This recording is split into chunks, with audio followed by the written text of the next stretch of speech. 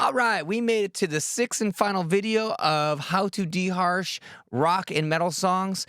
And this video is going to be on the tools that I use to deharsh the master bus in a rock and metal song. I have 5 other videos that I've already covered that go over how to deharsh the guitars, distorted bass, drum cymbals, drum room mics, and vocals. So that's going to give you the foundation for a harsh free mix, and hopefully you won't have to use these tools or strategies I'm going to show you in this video because your mix is going to be awesome. So this video isn't going to have any cool little cute EQ notch moves. No, this is going to be some heavy duty plugins that I'm using to go in and surgically remove any of the harshness or ringing or building up frequencies in the most transparent way possible. I'm super excited to jump in this video, but before we get into it, I want to let you know that I have a special gift for you. I put together a guide of my favorite free mixing and mastering plugins. These are plugins I use almost every single day. I think some of them even sound better than plugins I've paid for. I have things like compressors, amp sims, delays, reverbs, EQs. There's even a sample rate converter that is like top-notch mastering grade. So if any of these sound interesting to you, be sure to grab that PDF. I have a link to that free download in the description of this video. If you're new to my channel, be sure to hit that little shiny red subscribe button because it's going to notify you when I upload a new video, which I do every single week, on some awesome mixing and mastering tip. I know you're going to find these videos helpful, and it's just going to send you a nice little reminder that I uploaded something. So here are 3 different ways that I deharsh a rock or metal song on my master bus.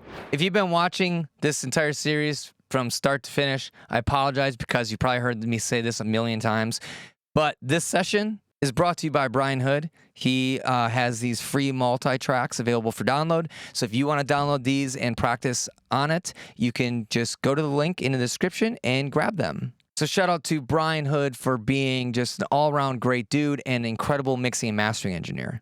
All right, so here is the song that we are working on. It's very dense, very modern, very bright. I'm just going to play a quick sample for you, and then we're going to jump into the mastering chain, and I'm going to teach you some tricks to clean up this crazy, ringing, bright, harsh, terrible-sounding crap that ends up in our master bus. So check this out.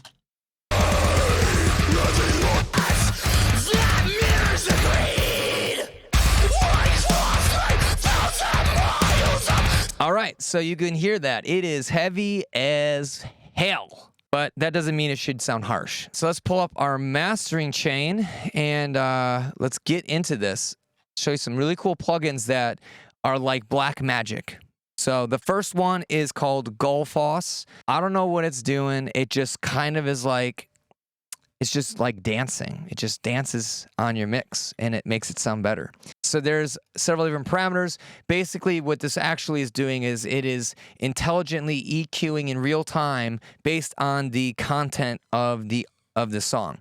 So you can adjust the brightness. You can adjust the amount that it adds frequencies to. So if it detects that it's missing some sort of frequencies, it's going to add them in.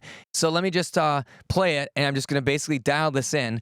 There's a bunch of different parameters to help us focus on the brightness of this track. Okay, so we have this brightness knob, which I tend to pull it down slightly for aggressive metal like this. And then we can also adjust this boost, which basically just puts a slant on the overall tonal balance of the mix, but in a very pleasing way. So let me just play some stuff and show you how this reacts to the music, and it'll take care of any really bright moments that we might be having a really hard time targeting with just like those EQ dips I showed in the other videos.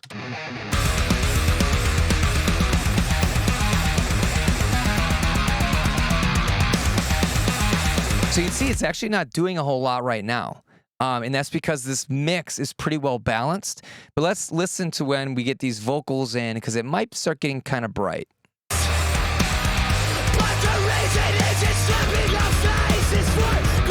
So it sounds like a blankets over the mix. That's way too bright.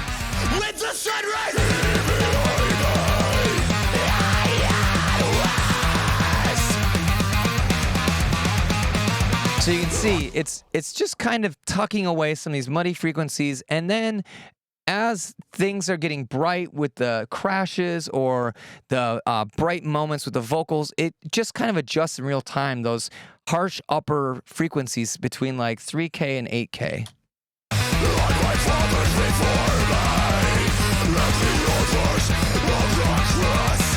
So like that S, it targeted and pulled that away. The other cool thing about this is it also will add in some brightness in the moments where it detects it's slightly dark. So this really helps target the music so that you can get a really good dynamic balance that you can't really achieve using a standard EQ. It's kind of a cool tool. I'd highly recommend checking it out. I have a link to this and all the other plugins in the description, so you can download a trial, see if this might help solve some of your harsh problems that you might be having on your tubas. It's also kind of a cool mixing tool because it tells you if something is way off in your mix. So if this thing is trying to really correct things all the time, then you probably have a poorly balanced mix, and you should probably go back to that before you get to your mastering. The next tool for dealing with harshness, and this is the ultimate tool for dealing with harshness, is Soothe. And if you subscribe to my channel, you know how in love I am with this tool. It is game-changing. I even went on a podcast to talk about it. It's ridiculous. It's so helpful. It's very similar to how Gullfoss operates. However, this just focuses on the most harsh parts of a master. We have way more parameters to really target any of the harsh frequencies in our mix. And I feel like we can be extremely transparent using this tool if you know a few tricks. Okay, so let's pull this up. You can think of it as an intelligent DeEsser. Okay, so it's going to find frequencies that are jumping out or ringing, or they have a resonance, and then it will selectively cut that out when it's too much. It's really, really cool. So let me show you what it does. And we're going to go way over the top with this so you can hear the effect. Otherwise, it'll be really hard for you to identify what's going on.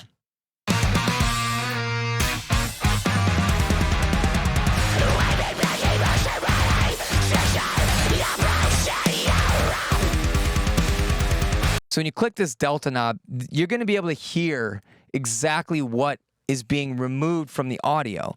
And this is how I use Soothe, is I leave it in delta mode and try to make it sound as terrible as possible.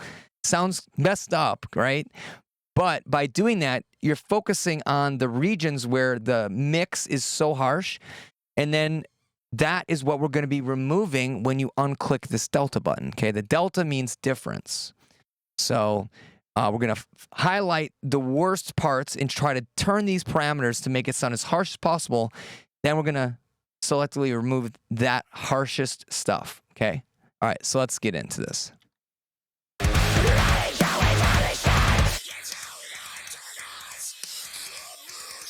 So what can you hear? It sounds musical, right?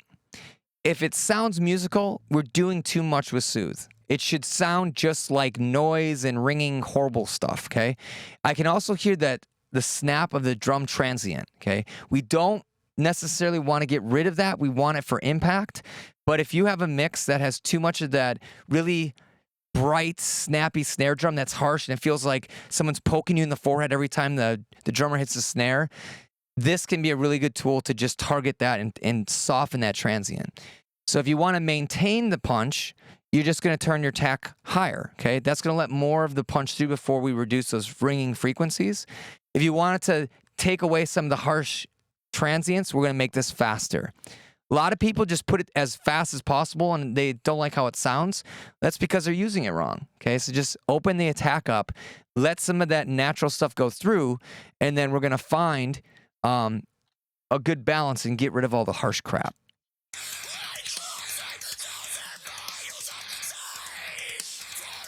Okay, so something like here is a good start. To me, with metal, what tends to be over the top is usually 2K, 4K, and then usually between 8 and 10K, there's going to be a lot of crazy stuff going on. So I'll just put 3 different bands in this region, and this is going to basically force Soothe to look harder in these 3 regions than anywhere else, okay? So we're targeting the harsh regions of a typical metal or rock song. You can think of this as an EQ that's being added to the audio that Soothe then uses to figure out which bands are harsh, if that makes sense.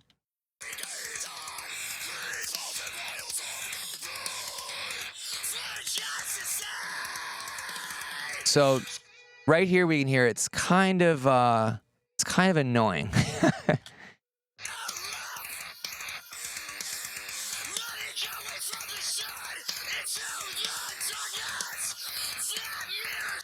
Okay, I'm just going to back this off a little bit so we can hear it a little better.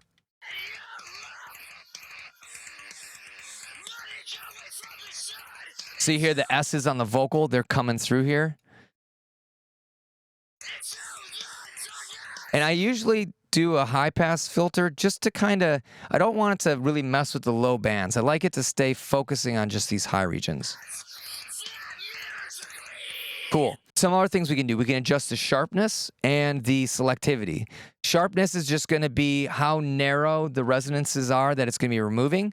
So if you want it to be really, really focused, okay, we want a really sharp filter. And if you want it to sound a little bit smoother, in my opinion, you're going to do a little bit more broad or lower sharpness. And that's just going to use a larger peak to do the attenuation. So that tends to sound a little bit more natural to me. Usually right around 4 to 6 is a sweet spot. Selectivity will focus on certain resonances. So if there's like a certain ringing frequency that happens at like 1K, 2K, 4K, and you want to really narrow in on that, this is nice for that. Typically, I usually have it a little bit loose, and so that's going to go and grab whatever is just getting too rowdy in the mix, okay?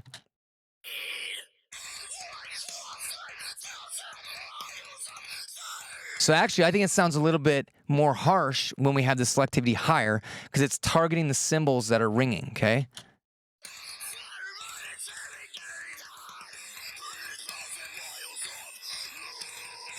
So at this point, it kind of sounds like noise, right? It doesn't necessarily sound like music. Okay, so this is what we're going to be getting rid of the mix. So let's take it out of Delta mode. Let's turn our depth down so we're not attenuating anything. We're going to ride this up until we hear the effect, and then we're going to come back and back it off. Let's do that.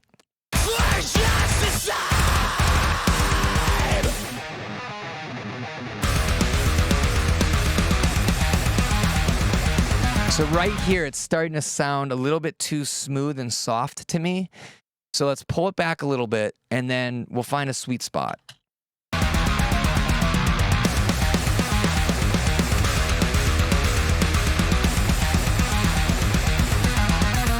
Let's pull in some vocals so that we can make sure that we're targeting the vocals. You really want to make sure that you're not giving the vocalist a lisp, okay? Because it's really easy to do that if you set this up incorrectly, okay? So let's listen to the vocals, make sure it still feels aggressive. And we might need to add in more attack if it sounds too soft still. It sounds too soft, so let's pull this back, open up the attack a little more.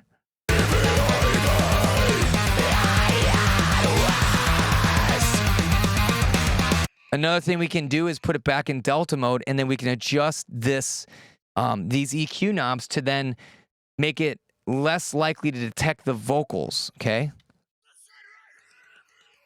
So let's find those spots where the vocals are getting reduced.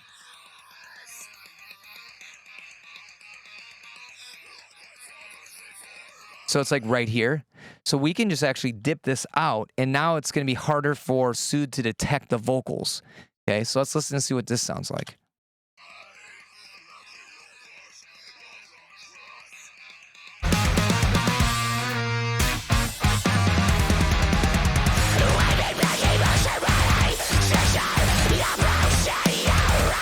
There you go. So now the vocals are still bright, but they're so much softer and easier to listen to. And we got rid of all this ringing crap from the cymbals, and the guitars don't have this like gross 4K harshness that builds up in the mix. The last thing that I would do is just pull the mix knob down to blend in a little bit of the more harsh sound back in, just to make sure that we're maintaining the edge, right? This is metal, right? We want it to be aggressive. We don't want it to sound like soft like a diaper or something.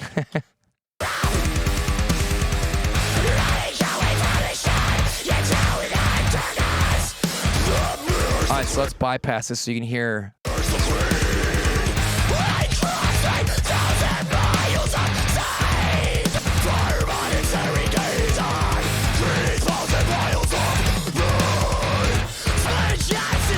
It's magical. I love this plugin. So there you go. So there's two ways. Let's do one more. And this is just a really simple trick, little hack that I've learned over the years of mastering music that you can use, and it tends to just work out the gate. I can't explain why, but it just does. So I find that if you happen to have Waves linear multiband compressor, so this, if you just set it up to the electro setting, electro mastering, okay, and you can bring this down to 0 because we don't want to have it increase our gain by 2.4 dB.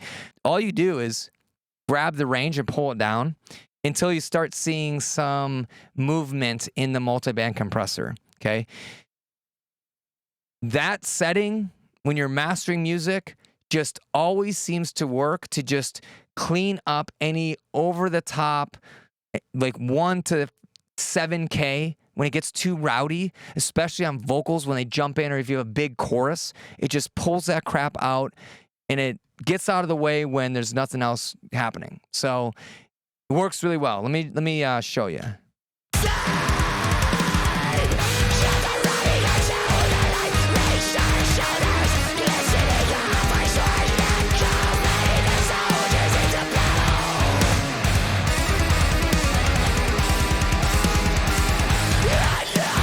So that is basically all I would do. And it's like an insurance policy, basically, is you just put it on there. If anything gets too crazy, it's going to jump in and make sure nothing gets too out of hand, okay?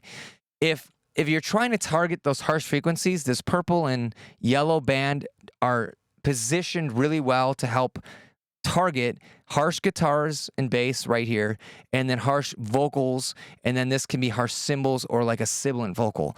So if there's something that's still jumping out too much, you can just make the attack faster, like we talked about before. So that's going to clamp down on it sooner, so it doesn't let any sharp, bright sounds come through.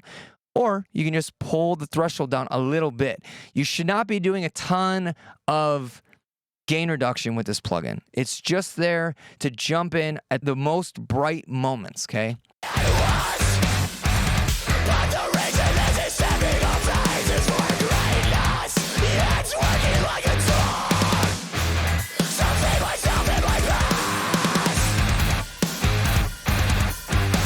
All right, let's bypass this and see how it sounds.